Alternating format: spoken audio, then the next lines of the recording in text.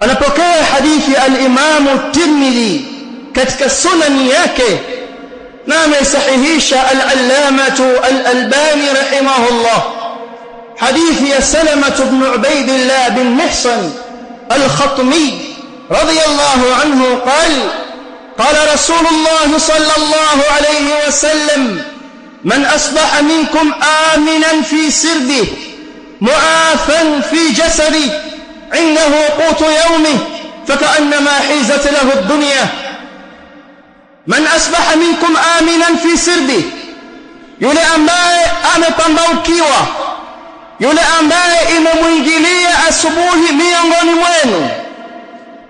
aminan fi sirbihi ana amani ya nafsi yake aminan fi sirbihi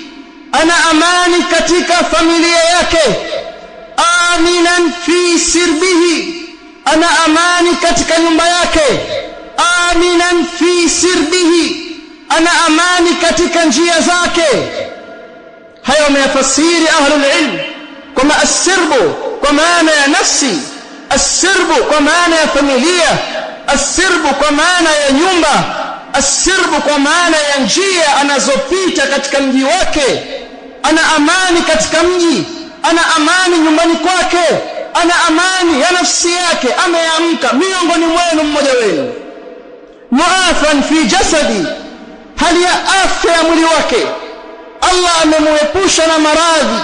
Allah amemuepusha na mabalaa indahu qutu yawmihi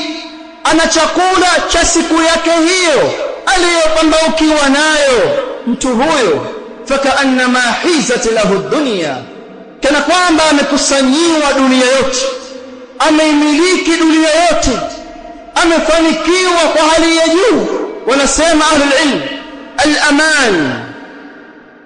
wal-afiyah wal-rizq haya matatu fakaannama al-insan la yahtaju ila ghairi dhalik kana kwamba binadamu hahitaji sio kuwa hayo